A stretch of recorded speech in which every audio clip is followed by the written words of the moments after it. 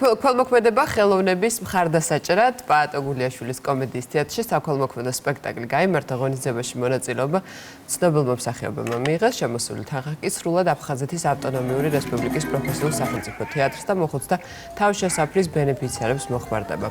უფრო ვრცლად კატო ყიფიანის სიუჟეტში ნახოთ. აღვიხარდა რა აი ბიჭი მანდელი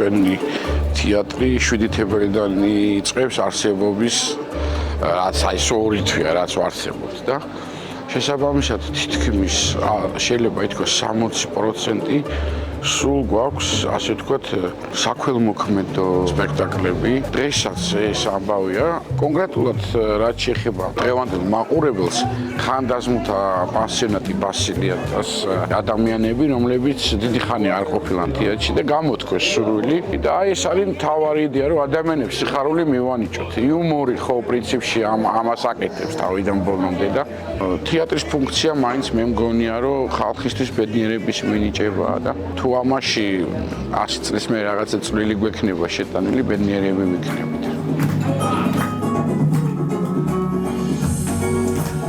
დღევანდელი ეს სტუმრობა ამ ადამიანების ძალიან ემოციურია და სიყვარულით არის გავსებული, ეს სულ გაჟღენთილი. ჩვენ ისედაც ვემსახურებით ისეთ პროფესიას, რომელიც ემსახურება ხალხს და ეს არის ჩვენთვის უდიდესი რაღაც სიყვარული და სიკეთე, მეტი არაფერი.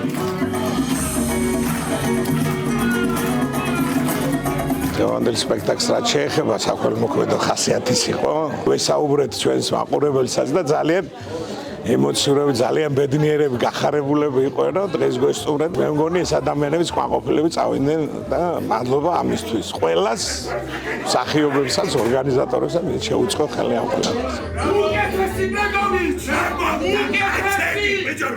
დღევანდელი სპექტაკლი ძალიან მომეწონა.